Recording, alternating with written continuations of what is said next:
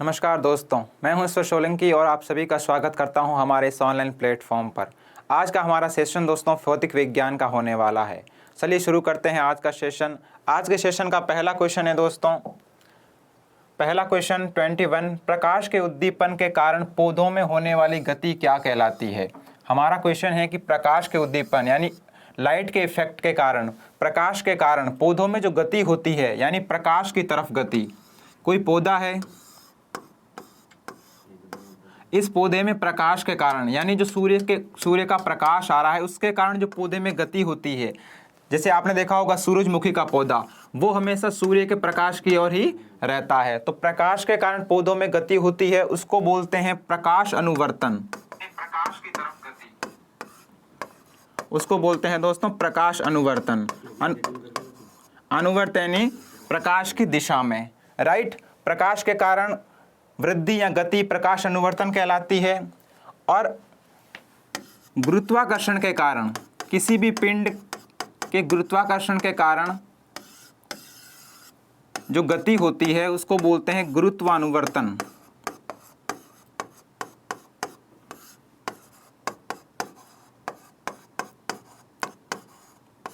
उसको बोलते हैं गुरुत्व अनुवर्तन, राइट। प्रकाश की उद्दीपन के कारण, प्रकाश के कारण जो पौधों में गति होती है उसको बोलते हैं प्रकाश अनुवर्तन। और किसी भी पिंड के गुरुत्वाकर्षण बल के कारण किसी पिंड में जो गति होती है, या फिर हम कह सकते हैं पृथ्वी का अपना एक गुरुत्वाकर्षण है, पृथ्वी के गुरुत्वाकर्षण के कारण हम में गति पाई जाती है, यानी हम पृथ्वी की ओर खींचे रहते हैं। ठीक है, एक और एग्जाम्पल अपन देखते हैं, पौधों में जड़ों की गति। पौधों में जड़ों की गति हमेशा नीचे की ओर वृद्धि होती है। पौधों में जड़ों की वृद्धि किस तरफ होती है? नीचे की ओर। और गुरुत्वाकर्षण बल भी कहाँ लगता है? नीचे की ओर। यानी अपन कह सकते हैं कि पौधों में जो जड़ों की वृद्धि है वो गुरुत्वाकर्षण बल के अकॉर्डिंग ही होती है, गुरुत्वाकर्षण बल की दिशा में होती है। ठीक है, तो हमारा क्वेश्चन था प्रकाश के उद्दीपन के कारण, तो प्रकाश के कारण कौन सी गति होती है? प्रकाश अनुवर्तन। ठीक है, तो कौन सा ऑप्शन हमारा यहाँ पर करेक्ट हो जाएगा? यहाँ पर दोस्तों हमारा डी ऑप्शन प्रकाश अनुवर्तन करेक्ट हो जाएगा। प्रकाश अनुवर्तन, अनुवर्तन यानी की दिशा में, गुरुत्वानुवर्तन यानी गुरुत्व की दिशा में, गुरुत्वाकर्षण की दिशा में। तो कौन सा ऑप्शन हमारा यहाँ पर करेक्ट हो जाएगा? डी ऑप्शन प्रकाशानुवर्तन, प्रकाश की उद्दीपन के कारण पौधों में होने वाली गति है। नेक्स्ट क्वेश्चन देखते हैं दोस्तों, सितारों की जगमगाहट का कारण क्या है? सितारों की जगमगाहट का कारण क्या है? ठीक है, हमारे पास क्वेश्चन है कि सितारों की जगमगाहट के कारण क्या है।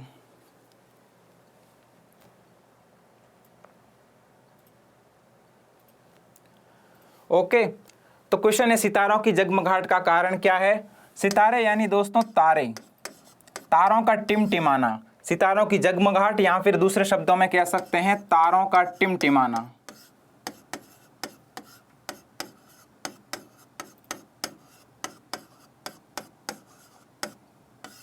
राइट, सितारों का जगमगाना या फिर तारों का टिमटिमाना किसके कारण होता है?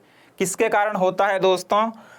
जब तारों से निकली हुई रोशनी हमारे वायुमंडल में प्रवेश करती है, तो आपको पता है हमारे वायुमंडल में कई प्रकार के कण होते हैं। उन कणों में जल वाष्प भी होती है। जल वाष्प का मतलब पानी वाष्प के रूप में हमारे वायुमंडल में उपस्थित रहता है, जिसे हम बोलते हैं नमी। ठीक है, तो जब तारों से निकला हुआ प्रकाश वायुमंडल में उपस्थित जल वाष्प पर पड़ता है तो यहाँ से अपवर्तन क्या होता है? अपवर्तन होता है कि किसी भी एक माध्यम से जब प्रकाश की किरण दूसरे माध्यम में जाती है तो वो अपने पथ से विचलित हो जाती है। जो उसका वास्तविक रास्ता था उससे वो विचलित हो जाएगी, यानी थोड़ा सा दूर खिसक जाएगी। राइट, ये जल की बूंद है। जल की बूंद किसका काम करती है? लेंस का काम करती है। जब प्रकाश की किरण इस लेंस पर पड़ती है, इस जलवाष्प पर पड़ती है, तब इसका वास्तविक मार्ग ये था, जबकि इस पर पड़ने के बाद ये वास्तविक मार्ग से थोड़ा सा विचलित हो जाएगी। ठीक है, अब यहाँ पे देखिए ये विचलित हो जाएगी तो क्या हुआ? अब ऐसी ऐसी कई बूंदें हमारे वायुमंडल में उपस्थित हैं। एक बूंद से विचलित हुई जबकि इसका वास्तविक रास्ता था, यहाँ पे क्या है? यहाँ पे स्टार है, यहाँ पर यहाँ पर कोई स्टार है, इससे निकला प्रकाश हमारे वायुमंडल में उपस्थित जल वाष्प पर पड़ता है, वहां से वो अपवर्तित होता है। अपवर्तित का मतलब वास्तविक जो मार्ग था उससे विचलित हो गया। अब यहाँ पे यहाँ पर एक और जल वाष्प की बूंद है, इस पे गिरा, इसका वास्तविक मार्ग यह था, यहाँ से ये विचलित हो गई। ठीक है, ये बात समझ आ रही है। तो ऐसे कई सारी जल की बूंदें, छोटी छोटी जल की बूंदें हमारे वातावरण में उपस्थित हैं, और सभी जल की बूंदों से जब प्रकाश अपवर्तित होगा तब हमें तारा टिमटिमाता हुआ दिखाई देगा। बहुत सारे जल वाष्प से जब ये अपवर्तित होगा तब हमें कोई भी स्टार, कोई भी तारा टिमटिमाता हुआ दिखाई देगा। तो किसके कारण दिखाई देता है? तारों का टिमटिमाना किसके कारण होता है दोस्तों? अपवर्तन के कारण होता है। किसके कारण होता है? अपवर्तन के कारण होता है। तो कह सकते हैं कि वायुमंडलीय अपवर्तन के कारण तारों का टिमटिमाना या फिर सितारों की जगमगाहट उत्पन्न होती है। राइट, वायुमंडलीय अपवर्तन के कारण। यह तो कारण हुआ तारों के टिमटिमाने का, बाकी बहुत सारे कारण हैं। फॉर एग्जाम्पल, आकाश में नीला क्यों दिखाई देता है? ठीक है, तो इन सब का कारण क्या है? प्रकाश का बिखराव, स्कैटरिंग ऑफ लाइट। ठीक है, इसको बोल सकते हैं प्रकीर्णन। क्या बोलते हैं? प्रकीर्णन।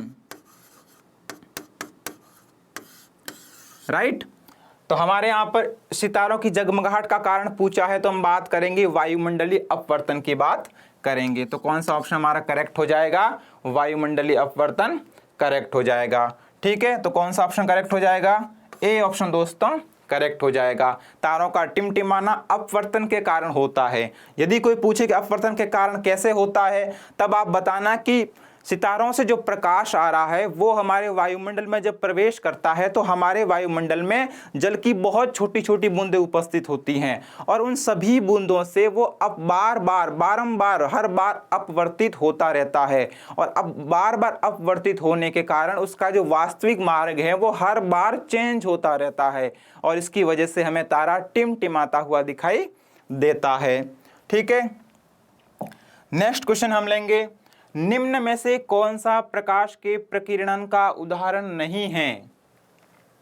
कौन सा प्रकाश के प्रकीर्णन का उदाहरण नहीं है? राइट, हमें पूछा है कि इनमें से 3 एग्जाम्पल होंगे वो प्रकाश के प्रकीर्णन के एग्जाम्पल होंगे, और एक होगा वो प्रकाश के प्रकीर्णन के कारण उत्पन्न नहीं होगा। तो कौन सा है दोस्तों? आकाश का नीला रंग। आकाश का नीला रंग, हमने भी बात की कि आकाश का नीला रंग प्रकीर्णन के कारण होता है। यानी किसके कारण होता है? प्रकीर्णन के कारण। प्रकीर्णन क्या होता है कि जब भी लाइट हमारे आंखों पर पड़ती है तो वो लाइट बिखरी हुई होती है, यानी लाइट किसी सोर्स से टकराकर बिखर जाती है, और जब लाइट बिखर जाती है तो बहुत सारा हिस्सा उसी के जैसा दिखने लगता है। तो आकाश का नीला रंग प्रकाश के बिखराव के कारण या फिर प्रकाश के प्रकीर्णन के कारण उत्पन्न होता है। ठीक है, अगली बात करते हैं सूर्योदय और सूर्यास्त के समय सूर्य का लाल होना। जब सूर्य उदय होता है या फिर सूर्य डूबता है तब हमें सूर्य एकदम लाल रंग का दिखाई देता है। कैसा दिखाई देता है? लाल रंग का। और वो भी किस कारण होता है? वो भी प्रकाश के प्रकीर्णन के कारण होता है, याद रखिएगा। गहरे समुद्र में जल का रंग, गहरे समुद्र में भी जल का रंग कैसा दिखाई देता है? एकदम ब्लू या फिर नीला। राइट, तो जब आकाश का नीला रंग, भारी मात्रा में आकाश का नीला रंग हमें प्रकीर्णन के कारण दिखाई देता है, तो जल का भी नीला रंग हमें गहरे समुद्र में प्रकाश के प्रकीर्णन के कारण दिखाई देता है। लास्ट एग्जाम्पल है तारों का टिमटिमाना या फिर ट्विंकलिंग ऑफ स्टार्स। तारों का टिमटिमाना हमने अभी बात करी। तारों का टिमटिमाना किसके कारण होता है? अपवर्तन के कारण होता है फ्रेंड्स। प्रकाश के अपवर्तन के कारण होता है, प्रकीर्णन के कारण नहीं होता। ये बात समझ आ गई? 3 एग्जाम्पल है प्रकाश के प्रकीर्णन के। आकाश का नीला रंग प्रकाश के प्रकीर्णन के द्वारा होता है। सूर्योदय और सूर्यास्त के समय सूर्य का लाल होना प्रकाश के प्रकीर्णन के कारण होता है। गहरे समुद्र में जल का रंग प्रकाश के प्रकीर्णन के कारण होता है। राइट, और जो चौथा एग्जाम्पल हमारे पास है तारों का टिमटिमाना, वो दोस्तों अपवर्तन के कारण होता है। तो यहां पर ये ऑप्शन इस ऑप्शन में जो स्टेटमेंट दी हुई है वो क्या हो जाएगी, गलत हो जाएगी। और गलत स्टेटमेंट कौन सी है यही हमें पूछा है, तो कौन सी स्टेटमेंट हो जाएगी दोस्तों, डी ऑप्शन की स्टेटमेंट गलत हो जाएगी। कौन सा हमारा आंसर करेक्ट हो जाएगा, डी ऑप्शन दोस्तों करेक्ट हो जाएगा।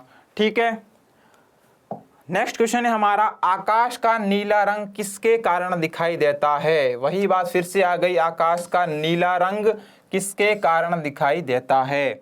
हमने अभी बात करी कि आकाश का नीला रंग सूर्योदय सूर्यास्त के समय जो सूर्य लाल रंग का दिखाई देता है वो, और गहरे समुद्र में जल का रंग नीला दिखाई देना प्रकाश के प्रकीर्णन के कारण होता है। पहला एग्जाम्पल है अपवर्तन, परावर्तन। परावर्तन का यहाँ कोई रोल नहीं है। अपवर्तन के कारण तारों का टिमटिमाना, देखिए तारों का टिमटिमाना 3 बार आ चुका है। अब तारों का टिमटिमाना अब भूलेंगे नहीं हम, 3 बार आ चुका है। तारों का टिमटिमाना प्रकाश के अपवर्तन के कारण होता है। सी ऑप्शन है हमारे पास, लघुतर तरंग दैर्ध्यों का प्रकीर्णन, लघुतर तरंग दैर्ध्यों का प्रकीर्णन। और हमें पता है आकाश का नीला रंग प्रकीर्णन के कारण दिखाई देता है। किसके कारण दिखाई देता है, प्रकीर्णन के कारण दिखाई देता है। और विखंडन डिस्पर्सन के कारण भी इसका कोई रीजन नहीं है। किसके कारण, प्रकीर्णन के कारण दिखाई देता है। ये भी हम 2-3 बार अभी कंटिन्यू डिस्कस कर चुके हैं। ठीक है, आकाश का नीला रंग किसके कारण, लघुतर तरंग दैर्ध्यों के प्रकीर्णन के कारण, या फिर कह सकते हैं प्रकाश के प्रकीर्णन के कारण, प्रकाश के प्रकीर्णन के कारण। राइट, तो कौन सा ऑप्शन हमारा करेक्ट हो जाएगा दोस्तों, सी ऑप्शन हमारा करेक्ट हो जाएगा। अगला क्वेश्चन है, सोलर कुकर को बाहर से किस रंग से रंगा जाता है। सोलर कुकर होता है जो सौर ऊर्जा से चलता है, उसको बाहर से किस रंग से रंगा जाता है। तो दोस्तों उसको रंगा जाता है ब्लैक कलर से। किस कलर से रंगा जाता है, काले रंग से रंगा जाता है। इसका रीजन ये है कि जो ब्लैक कलर है वह ऊष्मा का अच्छा अवशोषक है। ऊष्मा का क्या है, अच्छा अवशोषक।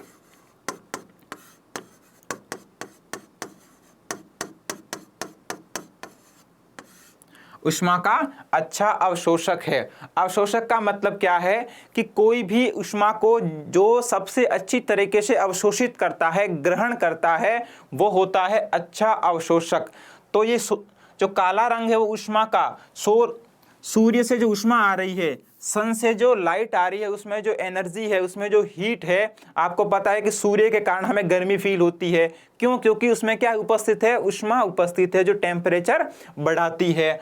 तो सूर्य की प्रकाश में, सूर्य की लाइट में जो ऊष्मा है, हीट है, उसको अच्छी तरीके से अवशोषित करता है। कौन करता है, काला रंग। आपको मना किया जाता है, आपको रोका जाता है कि गर्मियों में काले कपड़े नहीं पहनने चाहिए, क्योंकि बहुत जल्दी से गर्म हो जाते हैं और हमें बहुत ज़्यादा गर्मी फील होती है। आपने कभी महसूस किया होगा, आपने काले रंग की पैंट पहनी और आप धूप में कई देर तक बैठे हैं तो आपको घुटनों पर अजीब सी गर्मी फील होती है, आपके घुटने जलने लगते हैं। किसके कारण, काले रंग के पैंट के कारण या फिर काले रंग के जींस के, क्योंकि वो सूर्य से जो हीट मिल रही है उसको अच्छी तरीके से अवशोषित कर रही है। कोई भी चीज होती है, एक होती है अवशोषक और एक होती है उत्सर्जक। उत्सर्जक का मतलब है कि कोई पिंड है, सूर्य से जो एनर्जी आ रही है, सूर्य से जो किरणें आ रही है, उसको बिना अवशोषित किए ही परावर्तित कर देती है। जैसे व्हाइट कलर को ठंडा माना जाता है क्योंकि वो सनलाइट को क्या कर देती है, परावर्तित कर देती है, यानी अवशोषित बहुत ही कम मात्रा में करती है। लेकिन ये जो ब्लैक कलर है, ये क्या करता है, सनलाइट को एब्जॉर्ब कर लेता है, बहुत ही कम मात्रा में इसको वापस उत्सर्जित करता है। जितनी भी हीट आ रही है उसको एब्जॉर्ब कर लिया। इसीलिए सोलर कुकर का रंग काला रंग से रंगा जाता है। सोलर कुकर से बाहर से काले रंग से रंगा जाता है ताकि ऊष्मा को अच्छी तरीके से अवशोषित कर सके और जल्दी से जल्दी गर्म हो सके।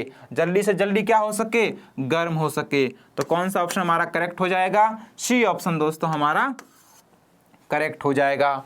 ठीक है, सोलर कुकर को बाहर से ब्लैक कलर से रंगा जाता है, ऊष्मा का अच्छा अवशोषक है। ठीक है, अगला क्वेश्चन देखते हैं, सौर सेल किस प्रकार कार्य करता है। सौर सेल किस प्रकार कार्य करता है। जो सौर सेल होता है, सोलर सेल होता है, वो किस प्रकार से काम करता है, यानी कौन सी एनर्जी को किस एनर्जी में कन्वर्ट करता है। आपके घरों की छत पे सोलर प्लेट लगाई जाती हैं, सोलर प्लेट लगाई जाती है, उसमें क्या उपस्थित होते हैं, सोलर सेल उपस्थित होते हैं। वो सोलर सेल किस प्रकार से कार्य करते हैं, कौन सी एनर्जी को किस एनर्जी में कन्वर्ट करते हैं। तो क्या ले रहे हैं, सूर्य से क्या ले रहे हैं, सौर ऊर्जा। क्या ले रहे हैं, सौर ऊर्जा। सूर्य की किरणों में कौन सी ऊर्जा उपस्थित है, सौर ऊर्जा उपस्थित है। किसमें कन्वर्ट कर रहे हैं, कन्वर्ट कर रहे हैं दोस्तों, सौर ऊर्जा को क्या बना रहे हैं, लाइट बना रहे हैं, यानी विद्युत ऊर्जा में कन्वर्ट कर रहे हैं, विद्युत ऊर्जा में कन्वर्ट कर रहे हैं। सूर्य की किरणों में क्या उपस्थित है, सौर ऊर्जा। सौर ऊर्जा से क्या बना रहे हैं दोस्तों, इलेक्ट्रिसिटी बना रहे हैं, विद्युत ऊर्जा में कन्वर्ट कर रहे हैं। तो सौर सेल किस प्रकार कार्य करता है, सौर ऊर्जा को विद्युत ऊर्जा में बदलता है। किसमें बदलता है, सौर ऊर्जा को विद्युत ऊर्जा में बदलता है। तो पहला ऑप्शन है दोस्तों, रासायनिक ऊर्जा को विद्युत में परिवर्तित करता है। तो ये दोस्तों करता है सेल। जो हमारे सिंपल प्रकार के सेल होते हैं वो क्या करते हैं, रासायनिक ऊर्जा को विद्युत ऊर्जा में कन्वर्ट करते हैं। बी ऑप्शन है हमारे पास, ये सौर ऊर्जा को विद्युत ऊर्जा में परिवर्तित करता है। ये कौन करता है, सौर ऊर्जा को विद्युत ऊर्जा में, ये करता है दोस्तों सौर सेल, राइट। फिर हमारे पास ये विद्युत ऊर्जा को प्रकाश ऊर्जा में परिवर्तित करता है, इलेक्ट्रिसिटी को ग्रहण करता है और हमें क्या देता है, लाइट देता है, प्रकाश देता है। तो ये कौन करता है, ये दोस्तों काम करता है बल्ब, बल्ब या ट्यूबलाइट। ये सारी जो उपकरण हैं जो हमें प्रकाश पैदा करते हैं, प्रकाश उत्पन्न करते हैं, ये क्या करते हैं, इलेक्ट्रिसिटी को ग्रहण करते हैं, यानी विद्युत ऊर्जा को ग्रहण किया और क्या देंगे हमें, प्रकाश, यानी प्रकाश ऊर्जा में कन्वर्ट कर दिया, राइट। फिर है रासायनिक ऊर्जा को उष्मीय ऊर्जा में कन्वर्ट करते हैं। जितने भी केमिकल्स हैं उनके कारण अगर हीट उत्पन्न हो रही है तो किस में करेंगे, उष्मीय ऊर्जा में कन्वर्ट होंगे। वापस अपन क्वेश्चन पर आते हैं, सौर सेल का हमें पूछा गया था, तो कौन सा ऑप्शन करेक्ट हो जाएगा, सौर ऊर्जा को विद्युत ऊर्जा में, और वो कौन से ऑप्शन में है दोस्तों, बी ऑप्शन में है। ठीक है, तो कौन सा ऑप्शन हमारा करेक्ट हो जाएगा, बी ऑप्शन है यहाँ पर करेक्ट हो जाएगा। नेक्स्ट देखते हैं हम, सौर सेल को बनाने के लिए किस तत्व का प्रयोग किया जाता है। सौर सेल, अभी हमने पढ़ा सौर सेल क्या काम करता है, सौर ऊर्जा को विद्युत ऊर्जा में कन्वर्ट करता है। उसको बनाने में किस तत्व का उपयोग होता है, किस तत्व से, किस एलिमेंट से सौर सेल बनाए जाते हैं। तो दोस्तों सौर सेल बनाए जाते हैं सिलिकॉन से। सिलिकॉन जो एलिमेंट होता है, सिलिकॉन जो तत्व होता है उससे बनाए जाते हैं सौर सेल। ठीक है, तो कौन सा ऑप्शन करेक्ट हो जाएगा यहाँ पर, डी ऑप्शन सिलिकॉन करेक्ट हो जाएगा। सिंपल सा क्वेश्चन था, डायरेक्ट आपको याद रखना है, सौर सेल स से सिलिकॉन, स से सौर सेल। सौर सेल किससे बनाया जाता है, सिलिकॉन से बनाया जाता है, राइट। सिंपल सा क्वेश्चन था। नेक्स्ट आगे बढ़ते हैं, सौर प्रणाली का आविष्कार किसने किया था। सौर प्रणाली का आविष्कार किसने, अब सारे क्वेश्चन सौर ऊर्जा से रिलेटेड आ रहे हैं। तो क्या क्वेश्चन है, सौर प्रणाली, सौर प्रणाली का आविष्कार किसने किया था। तो दोस्तों न्यूटन, न्यूटन आपको पता है, इन्होंने तो गति के नियम दिए थे,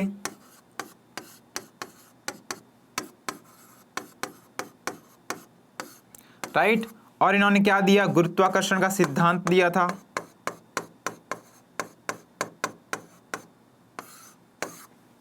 क्या दिया था, गुरुत्वाकर्षण का सिद्धांत दिया था। फिर बात करते हैं एक और फेमस वैज्ञानिक की, गैलीलियो की। इन्होंने भी गति के समीकरण देने में योगदान दिया था,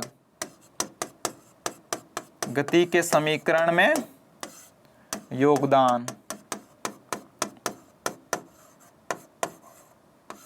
गति के समीकरण में योगदान दिया था, राइट। तो सौर प्रणाली का आविष्कार किसने किया था, सौर प्रणाली का आविष्कार दोस्तों कोपरनिकस ने किया था।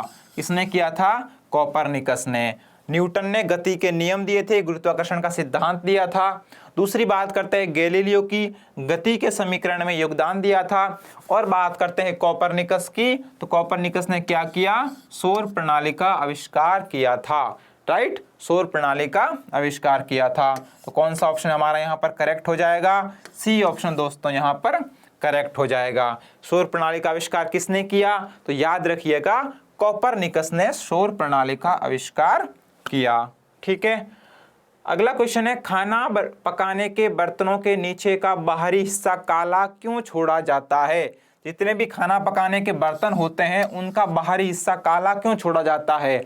अभी हमने बात की काला कलर क्या करता है, उष्मा को अच्छी तरह से अवशोषित करता है। अब आप ये मानिए कि काले कलर की जगह कोई दूसरा कलर है, वो दूसरा कलर थोड़ी सी हीट देने पर गर्म ही नहीं होता है, क्योंकि वो उष्मा को अवशोषित नहीं कर पा रहा है जितना काला रंग करता है। तो काला रंग इसलिए छोड़ा जाता है ताकि थोड़ी सी हीट मिलने पर वो उस हीट को पूरी तरीके से एब्जॉर्ब करे, और एब्जॉर्ब यानी अवशोषित करे, और उस बर्तन को, खाना पकाने के बर्तन को जल्दी से जल्दी गर्म करे, ताकि हमारा गैस बचे, गैस को ज़्यादा खर्च ना करना पड़े। राइट, तो खाना पकाने के बर्तनों का बाहरी से काला क्यों छोड़ा जाता है? ए ऑप्शन है, उसे रोजाना साफ करना मुश्किल होता है। रोजाना साफ करना मुश्किल होता है, गलत बात, इसलिए उसको काला नहीं छोड़ा जाता। फिर है, काली सतह उष्मा की सुचालक होती है। काली सतह उष्मा की सुचालक होती है। दोस्तों ये भी यहाँ पर गलत हो जाएगा, क्योंकि यहाँ पर उष्मा का चालन नहीं करना है। अगर चालन की बात आती तो अगर ये पूछता कि पूरा बर्तन ही काला क्यों होता है, तब बात करते सुचालक। सुचालक का मतलब क्या क्या होता है? ट्रांसफर करना। क्या होता है? ट्रांसफर करना। अगर कोई एनर्जी ट्रांसफर कर रहा होता तब हम बात करते सुचालक की, कंडक्टर की। ठीक है, काली सतह उष्मा की कुचालक होती है, ये भी यहाँ पे आंसर करेक्ट नहीं होगा। राइट, फिर लास्ट ऑप्शन, काली सतह उष्मा की अच्छी अवशोषक होती है। अब आया हमारा आंसर, काली सतह उष्मा की अच्छी अवशोषक होती है, उष्मा को जल्दी से अवशोषित करती है, फटाफट से ग्रहण करती है और बर्तन को जल्दी से जल्दी गर्म करती है। तो क्या हो जाएगा? काली सतह उष्मा की अच्छी अवशोषक होती है। सुचालक और कुचालक हम यहाँ पे वर्ड यूज नहीं होंगे। क्यों नहीं होंगे? क्योंकि सुचालक उस पूरे बर्तन के लिए आएगा, केवल इस काले रंग के लिए नहीं आएगा। अगर पूरे बर्तन की बात होती तब सुचालक हम यूज लेते। ठीक है, किसी पात्र की बात होती तब हम सुचालक या फिर कुचालक यूज लेते, लेकिन यहाँ पर सिर्फ सरफेस पे काले रंग की बात करते हैं। तो काली सतह क्यों रखी जाती है? क्योंकि उष्मा की अच्छी अवशोषक होती है और जल्दी से जल्दी बर्तन को गर्म करने का काम करती है। कौन सा ऑप्शन करेक्ट हो जाएगा हमारा यहाँ पर दोस्तों? डी ऑप्शन करेक्ट हो जाएगा। दूसरी बार आ गया है क्वेश्चन। पहला क्वेश्चन था कि सोलर कुकर जो होता है, सौर ऊर्जा से जो कुकर चलता है, उसका बाहरी हिस्सा काला क्यों रखा जाता है? क्योंकि उष्मा का अच्छा अवशोषक होने के कारण काला रंग जल्दी से जल्दी बर्तन को गर्म करता है। क्वेश्चन बदल दिया, आंसर सेम है, कॉन्सेप्ट सेम है, क्वेश्चन क्या बदल दिया? अब की बार बात कर दी खाना पकाने के बर्तनों के बाहरी हिस्से पर काला रंग क्यों छोड़ा जाता है। आंसर वही सेम है, कॉन्सेप्ट भी सेम है। ठीक है, अगली बात करते हैं हम, सीमेंस किसकी इकाई है? सीमेंस किसकी इकाई है? एक हमें पर यूनिट दी हुई है, इकाई दी हुई है, हमें बताना है सीमेंस किसकी इकाई है। ठीक है, पहला ऑप्शन हमारे पास है चुंबकीय प्रवाह घनत्व। चुंबकीय प्रवाह घनत्व। दूसरा ऑप्शन हमारे पास है विद्युत चालकत्व। फिर है चुंबकीय प्रवाह और एक है धारिता। तो दोस्तों धारिता का मात्रक जो होता है, इकाई जो होती है वो होती है फैराडे। क्या होती है दोस्तों? फैराडे। कैपेसिटेंस, धारिता, इसकी इकाई होती है फैराडे। राइट, उसके बाद है चुंबकीय फ्लक्स।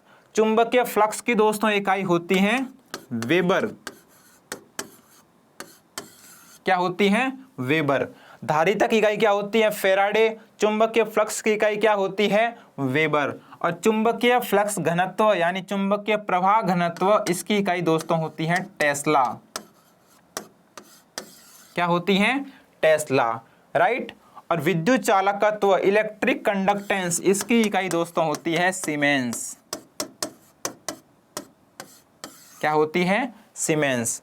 राइट, विद्युत चालकत्व विद्युत प्रतिरोधकता का उल्टा होता है।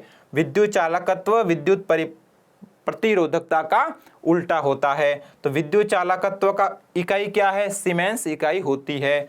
और बाकी इकाई भी देख लीजिए। चुंबकीय प्रवाह घनत्व की इकाई टेस्ला, विद्युत चालकत्व की सीमेंस, चुंबकीय प्रवाह यानी चुंबकीय फ्लक्स की वेबर और धारिता की इकाई फैराडे होती है। तो हमारा क्वेश्चन क्या था? सीमेंस किसकी इकाई है? तो दोस्तों सीमेंस विद्युत चालकत्व की इकाई है। किसकी इकाई है? विद्युत चालकत्व की इकाई है। ठीक है, उसके बाद हम नेक्स्ट आगे बढ़ते हैं। नेक्स्ट हमारे पास है हम विद्युत चालक में विद्युत धारा की तुलना, हम विद्युत चालक में विद्युत धारा की तुलना किससे कर सकते हैं? हमारे पास कुछ ऑप्शन दिए हैं। इन ऑप्शन के माध्यम से हमें ये बताना है कि विद्युत चालक में किसी भी पदार्थ में, किसी भी चालक पदार्थ में इलेक्ट्रिसिटी कंडक्ट करती है, इलेक्ट्रिसिटी प्रवाहित होती है, तो उसकी तुलना हम नीचे दिए गए ऑप्शन में से किससे कर सकते हैं? पहला ऑप्शन दोस्तों इंटरसिटी रेल यात्रा, इंटरसिटी रेल यात्रा। तो दोस्तों रेल यात्रा से नहीं कर सकते, क्योंकि किसी भी एक पथ पर रेल कहीं ना कहीं बीच में डाइवर्स होती रहती हैं या फिर अपना रास्ता बदलती रहती हैं, इसलिए रेल से, ट्रेन से अपन नहीं कर सकते। नदी में जल धाराएं, नदी में जल धाराएं, तो दोस्तों नदी में जल धाराओं से अपन कर सकते हैं, क्योंकि एक नदी होती है, जल धाराएं सभी एक डायरेक्शन में गति करती हैं, सभी डायरेक्शन में एक डायरेक्शन में गति करती हैं। जबकि यहाँ पर देखिए इंटरसिटी रेल यात्रा, कोई रेल जा रही है, कोई रेल आ रही है, लेकिन इलेक्ट्रिसिटी में क्या होता है? सारी इलेक्ट्रिसिटी एक ही डायरेक्शन में गति करती है। एक वायर में इलेक्ट्रिसिटी अगर बह रही है, प्रवाहित हो रही है, विद्युत धारा प्रवाहित हो रही है, तो वो केवल एक ही डायरेक्शन में प्रवाहित हो रही है, यानी ये चालक पदार्थ है। अगर इसमें इलेक्ट्रिसिटी प्रवाहित हो रही है, विद्युत धारा बह रही है, तो एक डायरेक्शन में ही बहेगी, या तो लेफ्ट टू राइट बहेगी या फिर राइट टू लेफ्ट बहेगी। लेकिन रेल यात्रा, इंटरसिटी में रेल यात्रा, कोई रेल जा रही है, कोई रेल आ रही है, ऐसा इलेक्ट्रिसिटी में नहीं होता, इसलिए पहला ऑप्शन गलत हो जाएगा। एक शहर में बस यात्रा, बस भी कैसी है? रेल यात्रा जैसी है, कितनी बसें आ रही हैं, कितनी बसें जा रही हैं, एक डायरेक्शन में केवल नहीं जा रही हैं। ठीक है, तो सी ऑप्शन भी क्या हो जाएगा? गलत हो जाएगा। और सड़क पर चल रहे लोग, तो वो भी दोस्तों एक डायरेक्शन में नहीं चलते, एक डायरेक्शन में नहीं चलते। बात करें हम नदी में जल धाराओं की, तो जिस डायरेक्शन में नदी बह रही है उसकी जल धाराएं वो भी सभी उसी दिशा में बहेगी। कोई भी जल धारा नदी बहने की दिशा के विपरीत दिशा में गति नहीं करेगी। ठीक है, यानी कहने का मतलब है कि अगर ये नदी है, अगर ये इस डायरेक्शन में बह रही है, तो इसके अंदर का सारा पानी इस डायरेक्शन में बहेगा। लेकिन अब इंटरसिटी रेल यात्रा की बात करें, तो ये कोई एक स्टेशन है या फिर कोई रेल पथ है, तो इसमें एक ट्रेन इधर जा रही है, एक ट्रेन इधर आ रही है। ठीक है, तो ये गलत हो जाएगा। इलेक्ट्रिसिटी में ऐसा नहीं होता। इलेक्ट्रिसिटी में क्या होता है? ये चालक पदार्थ है, सारी इलेक्ट्रिसिटी एक डायरेक्शन में बह रही है। बस की बात करें, वो भी ऐसा है, एक बस इस तरफ जा रही है, एक बस इस तरफ जा रही है। लोग, आधे लोग इस तरफ जा रहे हैं, आधे लोग इस तरफ जा रहे हैं, आधे लोग इस तरफ जा रहे हैं, तो ये भी यहाँ पर सही नहीं होगा। तो कौन सा ऑप्शन करेक्ट हो जाएगा हमारा? बी ऑप्शन दोस्तों करेक्ट हो जाएगा। राइट, नदी में जल धाराएं, water current in river, electricity के समान मान सकते हैं, तुलना कर सकते हैं। उसके बाद दोस्तों डायनेमो किसको परिवर्तित करने के लिए प्रयुक्त किया जाता है? डायनेमो जो होता है वो किसको परिवर्तित करने के लिए प्रयुक्त किया जाता है? ठीक है, डायनेमो दोस्तों करता है, डायनेमो यांत्रिक ऊर्जा को विद्युत ऊर्जा में करता है, या फिर विद्युत ऊर्जा को यांत्रिक ऊर्जा में करता है, या विद्युत ऊर्जा को चुंबकीय ऊर्जा में करता है, या फिर चुंबकीय ऊर्जा को विद्युत ऊर्जा में करता है। तो दोस्तों डायनेमो चुंबकीय ऊर्जा का कोई कनेक्शन नहीं है, कोई रिलेशन नहीं है। दो ऑप्शन आप ऐसे काट सकते हो कि डायनेमो और जनरेटर दोनों आपस में रिलेट हैं, तो चुंबकीय ऊर्जा का यहाँ पर कोई रोल नहीं है, चुंबकीय ऊर्जा में नहीं करते हैं। ठीक है, विद्युत ऊर्जा को यांत्रिक ऊर्जा में करता है, या फिर यांत्रिक ऊर्जा को विद्युत ऊर्जा में करता है। यांत्रिक ऊर्जा को विद्युत ऊर्जा में कौन करता है? ये करता है दोस्तों जनरेटर। कौन करता है? जनरेटर। जनरेटर अपन चलाते हैं, उसके कारण क्या होती है? इलेक्ट्रिसिटी जनरेट होती है, विद्युत ऊर्जा उत्पन्न होती है। और दूसरा ऑप्शन है विद्युत ऊर्जा को यांत्रिक ऊर्जा में, तो ये कौन करता है दोस्तों? डायनेमो। कौन करता है? डायनेमो। राइट, विद्युत ऊर्जा को यांत्रिक ऊर्जा में कौन कन्वर्ट करता है? डायनेमो कन्वर्ट करता है। तो कौन सा ऑप्शन हमारा करेक्ट हो जाएगा? बी ऑप्शन करेक्ट हो जाएगा। चुंबकीय ऊर्जा हमने इसलिए काटा है क्योंकि डायनेमो का चुंबकीय ऊर्जा से कोई लेना देना नहीं है। यांत्रिक ऊर्जा को विद्युत ऊर्जा में कौन करता है? जनरेटर। आपको पता है जनरेटर जब चालू होता है तो यांत्रिक ऊर्जा होती है, यांत्रिक ऊर्जा के कारण वो घूमता है या फिर वो चलता है, और उसके चलने के कारण विद्युत ऊर्जा उत्पन्न होती है। तो कह सकते हैं कि यांत्रिक ऊर्जा को विद्युत ऊर्जा में कन्वर्ट करने का काम कौन करता है? जनरेटर करता है। और विद्युत ऊर्जा को यांत्रिक ऊर्जा में कन्वर्ट करने का काम डायनेमो करता है। कौन करता है? डायनेमो करता है। ठीक है, अगला क्वेश्चन हमारे पास है कि सामान्यतः किसी मिश्र धातु की प्रतिरोधकता, सामान्यतः किसी मिश्र धातु की प्रतिरोधकता इसके घटक धातुओं की प्रतिरोधकता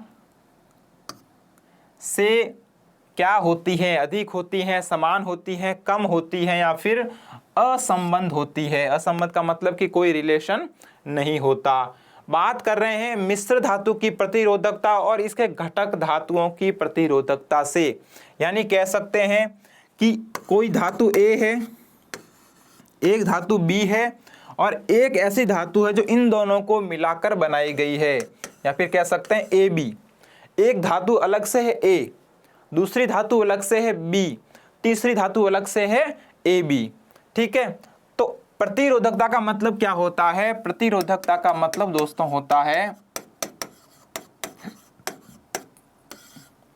विद्युत धारा के प्रवाह में, विद्युत धारा के प्रवाह में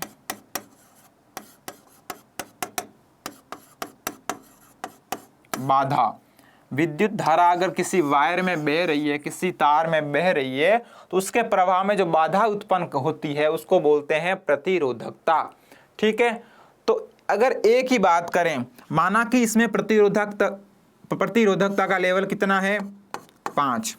ठीक है, ए धातु का प्रतिरोधकता लेवल कितना है? 5। बी धातु का प्रतिरोधकता लेवल या फिर प्रतिरोधकता इस तरह अपन मान सकते हैं कि 3। ठीक है, ए का मान लिया अपन ने 5, फॉर एग्जाम्पल के लिए ए का मान लिया 5, बी का मान लिया 3 और ए बी का कितना होगा? अब देखिए ए का कितना है? 5 और बी का कितना है? 3, तो कितना हो जाएगा? 8। तो अपन सीधा सीधा देख सकते हैं कि सामान्यतः जो मिश्र धातु है उसकी प्रतिरोधकता इनकी अलग अलग धातुओं से ज़्यादा होती है। इसकी 5 है, इसकी 3 है, लेकिन मिश्र धातु की कितनी है? 8 है। तो क्या हो जाएगी? मिश्र धातु की प्रतिरोधकता अधिक हो जाएगी, ज़्यादा हो जाएगी, इसकी घटक धातुओं से ज़्यादा हो जाएगी। तो कौन सा ऑप्शन करेक्ट हो जाएगा दोस्तों? यहाँ पर बी ऑप्शन करेक्ट हो जाएगा। बी ऑप्शन क्या हो जाएगा? करेक्ट हो जाएगा। सिंपल सी बात है, ए इसकी घटक धातु है। घटक धातु का मतलब क्या है? कि जिनसे ये बनी है, जिनसे ये बनी है। ए बी मिश्र धातु ए और बी से बनी है। ए की 5 है, बी की 3 है, तो ए बी की कितनी हो गई? 8 हो गई। ए की 5 और बी की 3 कितनी हो गई? 8 हो गई। ठीक है, ये बात हमने कर ली। तो क्या हो जाएगी? अधिक हो जाएगी। बी ऑप्शन हमारा करेक्ट हो जाएगा। अगली बात करते हैं, एक यंत्र जिसका उपयोग परिपथ में विद्युत धारा को मापने के लिए किया जाता है क्या कहलाता है? ऐसा यंत्र जो परिपथ में इलेक्ट्रिसिटी को मापता है, विद्युत धारा को मापता है, उसको अपन क्या कहेंगे? तो पहला ऑप्शन हमारे पास है गायरोस्कोप। क्या है? गायरोस्कोप। तो दोस्तों गायरोस्कोप किसके लिए यूज होता है? गायरोस्कोप यूज होता है घूमती हुई वस्तुओं की कोणीय स्थिति ज्ञात करने के लिए।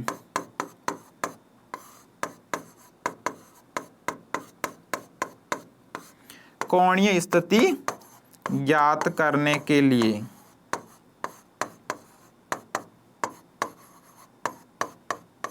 घूमती हुई वस्तुओं की कोणीय स्थिति ज्ञात करने के लिए गायरोस्कोप का यूज करते हैं। दूसरा है दोस्तों ओम मीटर। ओम मीटर किस लिए यूज करते हैं? प्रतिरोध का मापन करने के लिए, प्रतिरोधकता का मापन, प्रतिरोधकता का मापन करने के लिए ओम मीटर का यूज किया जाता है। फिर है दोस्तों थर्मामीटर। थर्मामीटर मापते हैं तापमान को, टेम्परेचर को किससे मापते हैं? थर्मामीटर से। और ए मीटर आपको पता है, ए मीटर को किससे मापते हैं? यानी ए मीटर किसके मापने में यूज होता है? विद्युत धारा को मापने में यूज होता है, विद्युत धारा को मापने में यूज होता है। यानी कह सकते हैं एक यंत्र जिसका उपयोग परिपथ में विद्युत धारा को मापने के लिए करते हैं, क्या कहलाता है? अमीटर कहलाता है। कौन सा ऑप्शन करेक्ट हो जाएगा? डी ऑप्शन दोस्तों करेक्ट हो जाएगा। गायरोस्कोप घूमती हुई वस्तुओं की कोणीय स्थिति ज्ञात करने के लिए किया जाता है। यानी जो आप फोन में जब गेम खेलते हैं, तब गेम खेलते फोन को कैसे करते हैं? आप ऐसे ऐसे करते हैं, कभी इस साइड ऊपर करते हैं, किसी इस साइड ऊपर करते हैं, तो उसमें क्या लगा होता है? गायरोस्कोप लगा होता है। उसकी वजह से क्या होता है? घूमती हुई वस्तुओं की कोणीय स्थिति ज्ञात की जाती है। ओम मीटर प्रतिरोधकता का मापन करता है, तापमान का मापन दोस्तों थर्मामीटर करता है, और विद्युत धारा का मापन कौन करता है? मीटर करता है। तो कौन सा ऑप्शन करेक्ट हो जाएगा? हमारा डी ऑप्शन करेक्ट हो जाएगा। नेक्स्ट बात करते हैं हम अगले क्वेश्चन की। अगला सवाल है हमारा, विद्युत परिपथ में विभवांतर को मापने के लिए प्रयुक्त मापक कहलाता है। विद्युत धारा को, विद्युत परिपथ में विभवांतर मापने के लिए बहुत सारी टर्म होती है। एक विद्युत परिपथ में, एक विद्युत परिपथ में क्या होती है? विद्युत धारा होती है, विद्युत सेल होता है, वोल्ट मीटर होता है, और प्रतिरोध भी होता है। तो जो विभवांतर को मापती हैं उसका नाम क्या है? उसका यंत्र का नाम क्या है? उसके मापक का नाम क्या है? तो दोस्तों पहला ऑप्शन हमारे पास थर्मामीटर का, हमने अभी बात करी। तापमान को कौन मापता है? थर्मामीटर मापता है। बी बात करते हैं वोल्ट मीटर। बी बात करते हैं वोल्ट मीटर। वोल्ट मीटर दोस्तों विभवांतर को मापता है, विभवांतर को मापता है। ओम मीटर की बात हमने करी, किसको मापता है? प्रतिरोधकता।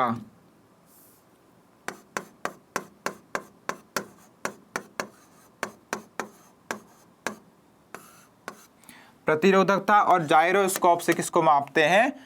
वही बात, घूमती वस्तुओं की कोणीय स्थिति को मापते हैं।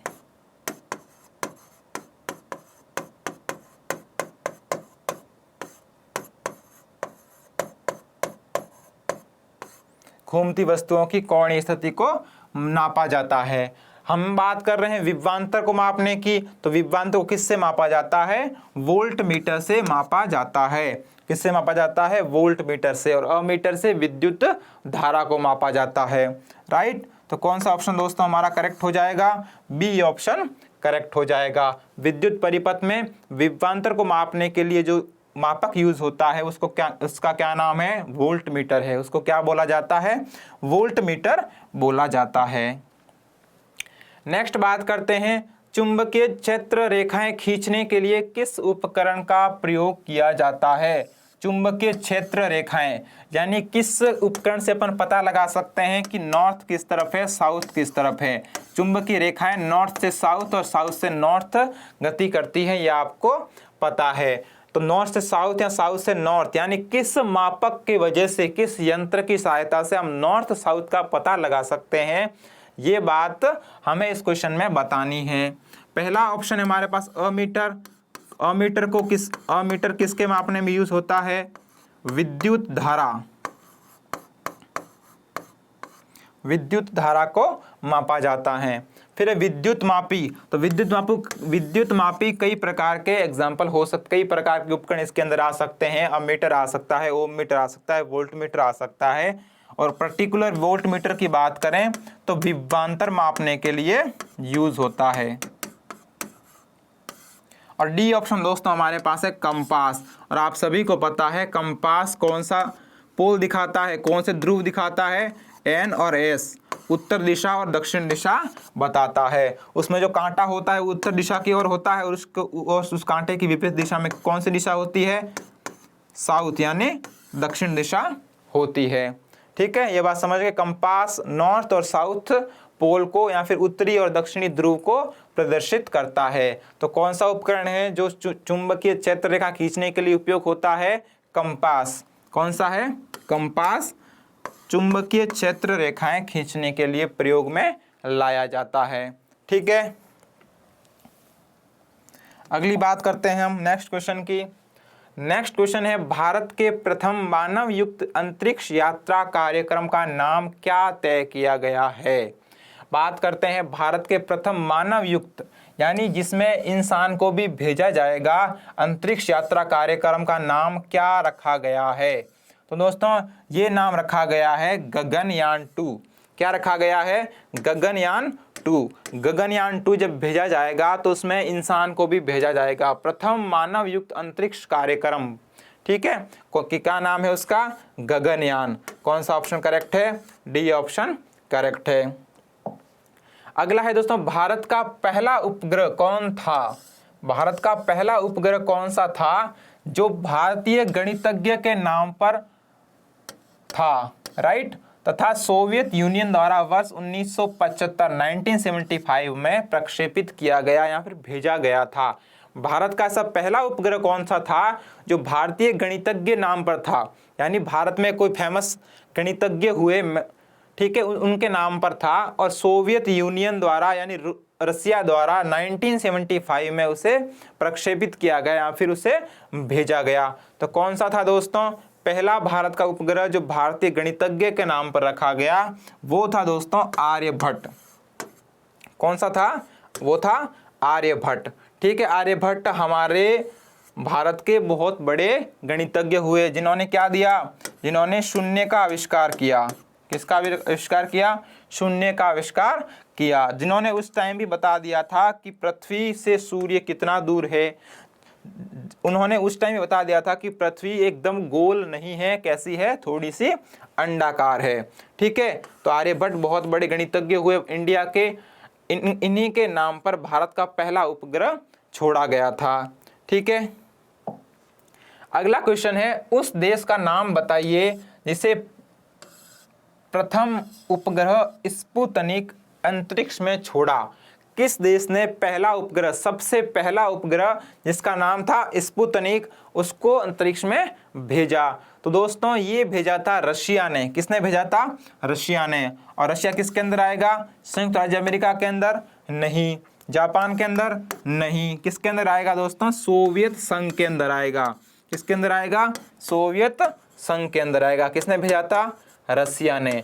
पहला उपग्रह, सबसे पहला उपग्रह किसने भेजा? रसिया ने भेजा। ठीक है, जिसका नाम था स्पुतनिक। तो कौन सा ऑप्शन हमारा करेक्ट हो जाएगा? बी ऑप्शन करेक्ट हो जाएगा। अगली बात करते हैं, भारतीय परमाणु कार्यक्रम के जनक के रूप में किसे जाना जाता है? भारतीय परमाणु कार्यक्रम यानी यहाँ पर जितने भी परमाणु कार्यक्रम हुए उनकी जो अगुवाई है, उनमें जो मेजर रोल है वो किसका है? या फिर कह सकते हैं भारतीय परमाणु कार्यक्रम के जनक, यानी किसने इसको इन्फ्लुएंस किया, किसकी वजह से इतना ज़्यादा डेवलप हुआ? तो कौन थे दोस्तों? ये थे होमी जहांगीर भाभा। कौन थे? होमी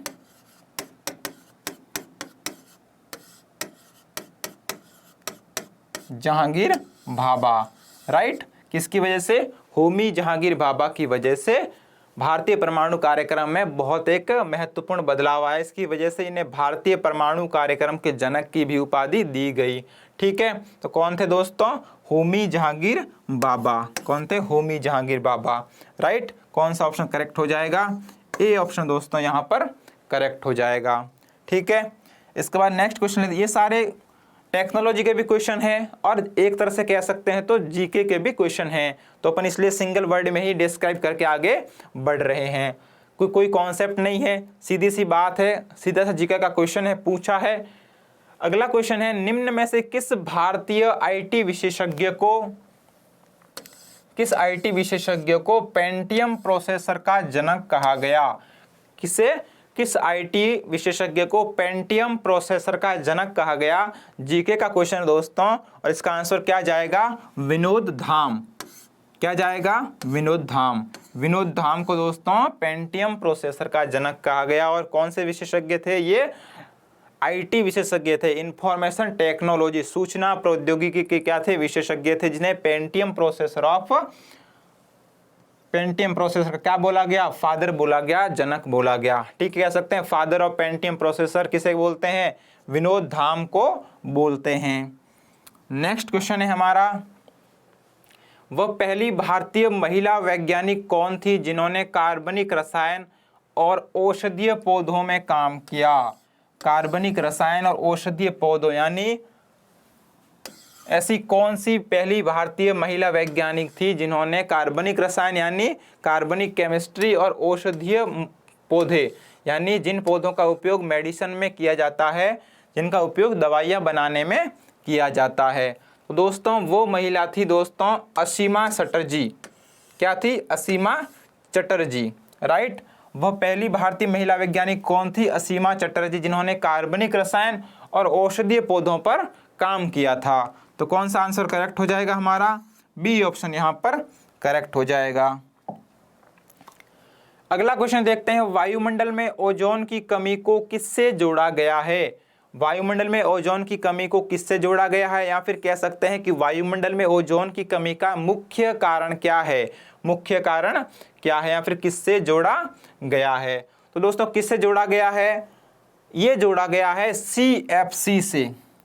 किससे जोड़ा गया है? CFC, chlorofluorocarbon. क्लोरोफ्लोरोकार्बन से जोड़ा गया है। क्लोरोफ्लोरोकार्बन क्या होती है दोस्तों?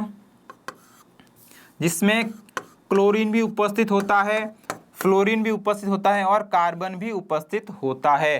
कार्बनिक यौगिक है जिसके अंदर फ्लोरीन और क्लोरीन दोनों उपस्थित होते हैं, जिन्हें बोलते हैं क्लोरोफ्लोरोकार्बन। ठीक है, ये क्या करते हैं? ओजोन में उपस्थित जो ये O3 होती है, ओजोन में क्या होती है? O3। ओजोन का फॉर्मूला क्या है? O3। ओजोन की जो परत है, ओजोन गैस की जो परत है, इसके अंदर ओजोन किस रूप में उपस्थित है? O3 के रूप में उपस्थित है। ये क्लोरीन यहाँ जाकर इस O3 को विघटित कर देती है, इसको तोड़ देती है, जिसकी वजह से यहाँ पर जो ओजोन की परत है वो क्या हो रही है? पतली हो रही है। ठीक है, किसकी वजह से? क्लोरोफ्लोरोकार्बन की वजह से। ठीक है, तो कौन सा ऑप्शन दोस्तों यहाँ पर करेक्ट हो जाएगा? क्लोरोफ्लोरोकार्बन करेक्ट हो जाएगा। ठीक है, वैसे मीथेन भी इसका रीजन है, कार्बन डाइऑक्साइड भी रीजन है, लेकिन मीथेन और carbon dioxide green house effect के मेजर रोल हैं, या फिर कह सकते हैं कार्बन डाइऑक्साइड, मीथेन गैस और क्लोरोफ्लोरोकार्बन ग्रीन हाउस इफेक्ट पैदा करते हैं। लेकिन यहाँ पर हमें पूछा गया है ओजोन की कमी, तो ओजोन की कमी दोस्तों क्लोरोफ्लोरोकार्बन की वजह से होती है। हम बात करते हैं ओजोन करता क्या है। तो ओजोन क्या करता है? ओजोन जो सूर्य से पराबैंगनी किरणें आती हैं, कौन सी किरणें?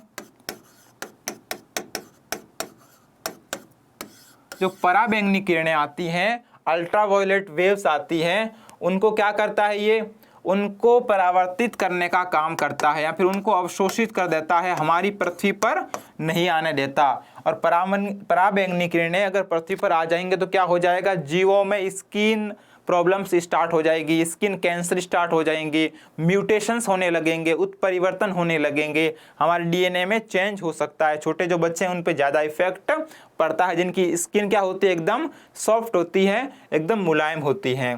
ठीक है, तो ओजोन क्या करता है? ओजोन परत पराबैंगनी किरणों को पृथ्वी पर आने से रोकती हैं। कैसे रोकेगी? या तो उनको परावर्तित कर देती हैं या उनको अवशोषित कर लेती हैं। पराबैंगनी किरणें क्यों नुकसानदायक हैं? क्योंकि ये जीवों में स्किन रिलेटेड प्रॉब्लम्स उत्पन्न करती है और म्यूटेशंस यानी उत्परिवर्तन में भी ये रोल अदा करती हैं। ठीक है, और फिर बात करते हैं ओजोन में कमी किसकी वजह से आ रही है? क्लोरोफ्लोरोकार्बन की वजह से आ रही है। कोई पूछे कैसे आ रही है? तो जो ओजोन में O3 है ये तोड़कर उसको ऑक्सीजन में और सिंगल O में कन्वर्ट कर देता है। ठीक है, इसमें कन्वर्ट कर देता है। इसकी वजह से O3 टूट जाती है ऑक्सीजन और O में, तो ओजोन गैस ऐसे ऐसे धीरे करके पतली पड़ रही है। ओजोन परत का पतला होना क्लोरोफ्लोरोकार्बन की वजह से हो रहा है। तो कौन सा ऑप्शन हमारा यहाँ पर करेक्ट हो जाएगा? डी ऑप्शन क्लोरोफ्लोरोकार्बन करेक्ट हो जाएगा। ठीक है, फिर बात करते हैं एलईडी शब्द का पूर्ण रूप क्या है। एलईडी शब्द का पूर्ण रूप क्या है जिसके आविष्कार के लिए आविष्कारकों को 2014 में नोबेल प्राइज मिला, नोबेल पुरस्कार मिला। जो आपके घर पे भी एलईडी होगी उसका फुल फॉर्म क्या है, उसका पूर्ण रूप क्या है, उसका फिर कह सकते हैं उसका पूरा नाम क्या है, एलईडी का पूरा नाम क्या है। तो दोस्तों एलईडी का पूरा नाम क्या होता है? Light emitting diode. क्या होता है? Light emitting diode. ठीक है, एल का मतलब लाइट, ई का मतलब इमिटिंग, डी का मतलब क्या है? डायोड। ठीक है, तो एलईडी का पूरा नाम कौन सा होगा? Light emitting diode. पहला ऑप्शन है ल्यूमिनेंट इमिशन डिवाइस, तो ये दोस्तों यहाँ पर गलत हो जाएगा। दूसरा, एल का मतलब लाइट सही है, ई का मतलब यहाँ पे दिया है एक्सटेंशन, तो दोस्तों एक्सटेंशन गलत हो जाएगा। क्या हो जाएगा? गलत हो जाएगा। फिर लाइट इमिटिंग डायोड, वही हमने बात की लाइट इमिटिंग डायोड की, तो ये यहाँ पर करेक्ट हो जाएगा। दूसरा ऑप्शन हमारे पास है लास्ट में ल्यूमिनस एक्सटेंशन, तो ये भी यहाँ पर गलत हो जाएगा। C option light emitting diode यहाँ पर करेक्ट हो जाएगा। सी ऑप्शन सही है। एलईडी का पूरा नाम लाइट इमिटिंग डायोड, या फिर कह सकते हैं लाइट इमिटिंग डायोड, सेम नाम है। कौन सा ऑप्शन? सी ऑप्शन करेक्ट है। उसके बाद क्वेश्चन देखते हैं, एफएम रेडियो का पेटेंट किसने कराया था? एफएम रेडियो का पेटेंट, पेटेंट होता है दोस्तों एकाधिकार।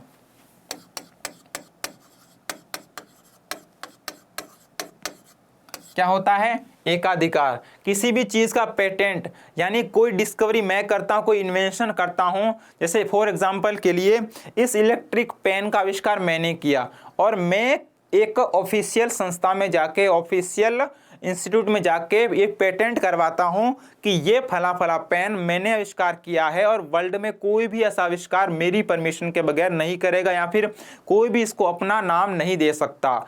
ये पेन मैंने आविष्कार की है, इसको मैंने पेटेंट करवा दिया या फिर मैंने एकाधिकार करवा लिया। अब आप में से कोई जाकर ये बोलेगा कि ये पेन का आविष्कार मैंने किया है या फिर मैंने ये पेन बनाई है, तो वो मान्य नहीं होगा, क्योंकि मैंने इसका पेटेंट करवा रखा है, इस इलेक्ट्रिक पेन को मैंने बनाया है, ऐसा मैंने एकाधिकार ले रखा है। तो एफएम रेडियो का पेटेंट किसने करवाया, या फिर एफएम रेडियो की जिसने डिस्कवरी की उसका पेटेंट उसने करवाया, तो वो कौन था? ठीक है, तो उस एफएम रेडियो का पेटेंट करवाने वाले का नाम था एडविन एच आर्मस्ट्रॉन्ग। क्या नाम था?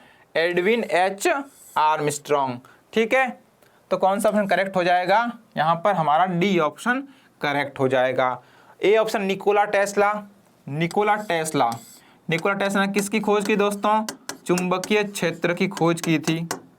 ठीक है, थॉमस अल्वा एडिसन, सबको पता है इन्होंने विद्युत बल्ब की खोज की थी। किसकी खोज? विद्युत बल्ब का आविष्कार किसने किया? थॉमस अल्वा एडिसन ने किया था। राइट, एडविन एच आर्मस्ट्रॉन्ग ने एफएम रेडियो बनाया था, इसका आविष्कार किया था और उन्होंने इनका पेटेंट करवाया था। पेटेंट का मतलब हमें सीधा सीधा ये पूछा गया है कि एफएम रेडियो का आविष्कार किसने किया? एडविन एच आर्मस्ट्रॉन्ग ने किया। क्या ऑप्शन जाएगा? डी ऑप्शन करेक्ट हो जाएगा। नेक्स्ट आगे बढ़ते हैं दोस्तों। नेक्स्ट क्वेश्चन है हमारा, स्पिनिंग जेनी की खोज किसने की थी?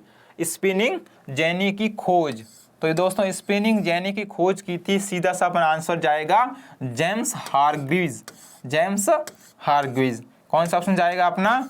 D option. स्पिनिंग जेनी की खोज किसने की? जेम्स हारग्रीव्स ने की थी। नेक्स्ट बात करते हैं कि पहली विद्युत चालित वॉशिंग मशीन का ब्रांड नाम क्या था? देखिए कैसा क्वेश्चन है। पहली विद्युत चालित यानी इलेक्ट्रिसिटी से चलने वाली जो वॉशिंग मशीन थी, कपड़े धोने की मशीन थी, उसकी ब्रांड कौन सी थी? सबसे पहला जो इलेक्ट्रिसिटी से चलने वाली वॉशिंग मशीन बनी उसकी ब्रांड का नाम पूछा गया है और उसकी ब्रांड का नाम दोस्तों था थॉर। क्या था? थोर। उसकी ब्रांड का नाम क्या था? थोर, राइट। तो कौन सा ऑप्शन करेक्ट हो जाएगा? सी ऑप्शन करेक्ट हो जाएगा। बाकी ऑप्शन हमें यहाँ पर डिस्कस करने की जरूरत नहीं है, क्योंकि सिर्फ ब्रांड का नाम पूछा है और ब्रांड का नाम एक ही हो सकता है। अब ये अलग अलग चीज़ों की ब्रांड हो सकती है, उससे हमें कोई लेना देना नहीं है। हमारे पास क्वेश्चन है कि वॉशिंग मशीन का ब्रांड नाम क्या था, तो ब्रांड नाम क्या था? थोर था ब्रांड नाम। ठीक है, तो कौन सा ऑप्शन करेक्ट हो जाएगा? सी ऑप्शन करेक्ट हो जाएगा। अगली बात करते हैं, सीसो भौतिकी के किस सिद्धांत का एक उदाहरण है? सीसो भौतिकी के किस सिद्धांत का उदाहरण है? तो सीसो दोस्तों किसका उदाहरण है? बल, फोर्स। किसका एग्जाम्पल है? बल का। सीसो भौतिकी के बल के सिद्धांत का एक क्या है? उदाहरण है। तो कौन सा ऑप्शन यहाँ पे करेक्ट हो जाएगा? बी ऑप्शन करेक्ट हो जाएगा। अगली बात करते हैं हम, इक्का, घोड़े द्वारा खींचे जाने वाली गाड़ी की गति भौतिकी के किस सिद्धांत का एक उदाहरण है? या फिर अपन बोल सकते हैं घोड़ा गाड़ी। घोड़ा गाड़ी, घोड़ा जिस गाड़ी को खींचता है और जो गति होती है वो भौतिकी के किस सिद्धांत का एक उदाहरण है? एक सिद्धांत आपने पढ़ा, क्रिया प्रतिक्रिया का नियम।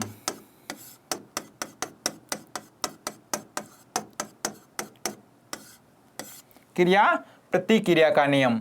अब यहाँ पे देखिए, जब घोड़ा उस गाड़ी को इस डायरेक्शन में खींचता है तो गाड़ी भी उसके विपरीत दिशा में प्रतिक्रिया करती है, और इसकी वजह से क्या होता है? घोड़ा गाड़ी आगे की ओर चलने के लिए मजबूर होती है। और बात करते हैं नाव से, अपन कूदते हैं, अपन नाव को पीछे की ओर बल लगाते हैं और नाव हमको आगे की ओर पुश करती है। रॉकेट का जब प्रणोदन किया जाता है, प्रक्षेपण किया जाता है, तब क्या होता है? रॉकेट में जो बहुत सारी गैस होती है, वो गैसें बहुत ही तेज गति से नीचे की ओर गति करती है और जमीन पर बल लगाती हैं, और जमीन क्या करती है? उसको ऊपर की ओर वापस रिएक्शन लगाती है, प्रतिक्रिया बल ऊपर की ओर लगाती है। तो कौन सा हो जाएगा? क्रिया प्रतिक्रिया का नियम, यानी कह सकते हैं ये कौन सा नियम था? गति का तीसरा नियम था। तो यहाँ पर न्यूटन की गति का तीसरा नियम दोस्तों लगेगा। ठीक है। आर्किमिडीज का सिद्धांत तो क्या कहता था कि जब किसी पात्र में, किसी पानी से भरे हुए पात्र में किसी वस्तु को आंशिक या पूर्ण रूप से डुबोएंगे तब उसमें एक कमी आती है, उसके भार में एक आंशिक रूप से हमें कमी महसूस होती है, और वो कमी किसके बराबर होगी? वो कमी उसके बराबर होगी जितना पानी बाहर निकल गया, या फिर जितना पानी को उसने हटा दिया है। ठीक है। फिर ओम का नियम आपको पता है, V बराबर IR, या फिर कह सकते हैं किसी चालक तार में दो बिंदुओं के बीच में उत्पन्न विभवांतर उसमें बहने वाली धारा के समानुपाती होता है। और ठीक है, तो कौन सा यहाँ पर ऑप्शन करेक्ट हो जाएगा? न्यूटन की गति का तीसरा नियम करेक्ट हो जाएगा। तो कौन सा ऑप्शन करेक्ट हो जाएगा? सी ऑप्शन करेक्ट हो जाएगा। इसी तीसरे नियम को दोस्तों क्रिया प्रतिक्रिया का नियम भी बोलते हैं। क्यों बोलते हैं? कि एक वस्तु जब दूसरी वस्तु पर क्रिया करती है तो दूसरी वस्तु वापस उस पहली वस्तु पर प्रतिक्रिया बल लगाती है, यानी किसी भी वस्तु पर आप बल लगाएंगे वो वस्तु वापस आपके ऊपर उतना बल लगाती हैं, इसलिए बोलते हैं क्रिया प्रतिक्रिया। आपने क्रिया की, सामने वाली वस्तु से प्रतिक्रिया मिली, आपने एक्शन की, सामने वाला रिएक्शन करेगा। ठीक है। तो न्यूटन की गति का तीसरा नियम, इसी नियम को बोलते हैं क्रिया प्रतिक्रिया का नियम। कौन सा ऑप्शन करेक्ट हो जाएगा दोस्तों? सी ऑप्शन हमारा यहाँ पर करेक्ट हो जाएगा। घोड़े द्वारा खींचे जाने वाली गाड़ी की गति न्यूटन की गति के तीसरे नियम पर आधारित है। अगली बात करते हैं हम कि गति का कौन सा नियम कहता है कि जब एक पदार्थ दूसरे पदार्थ पर जोर लगाता है तो दूसरा पदार्थ तुरंत पहले पर वापस बल लगाता है। बिल्कुल सेम क्वेश्चन फिर से आ गया कि गति का कौन सा नियम है कि जब एक पदार्थ दूसरे पदार्थ पर, यानी एक वस्तु दूसरे वस्तु पर बल लगाती है तो दूसरी वस्तु, दूसरा पदार्थ तुरंत पहले पर वापस बल लगाता है, और इसी वापस बल लगाने को बोलते हैं प्रतिक्रिया बल। क्या बोलते हैं? प्रतिक्रिया बल।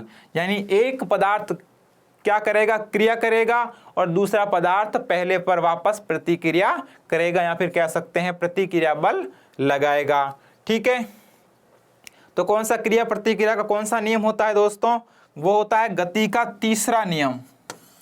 क्रिया प्रतिक्रिया कौन सा नियम होता है? गति का तीसरा नियम। तो न्यूटन की गति का तीसरा नियम कि कौन सा हो जाएगा? क्रिया प्रतिक्रिया का जो क्या कहता है कि एक पदार्थ दूसरे पदार्थ पर जोर लगाता है या फिर कह सकते हैं बल लगाता है, तो दूसरा पदार्थ तुरंत पहले पर वापस बल लगाता है, जिसे क्या बोलते हैं, प्रतिक्रिया बल बोलते हैं।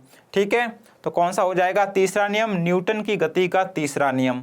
दूसरा नियम क्या कहता है, दूसरा नियम कहता है कि किसी भी वस्तु में जब गति हो रही है, कोई वस्तु जब गति कर रही है तो उसमें संवेग में परिवर्तन जो आएगा वो आरोपित बल की दिशा में आएगा, यानी जिस डायरेक्शन में बल लगाया जाएगा संवेग में परिवर्तन भी उसी दिशा में आएगा।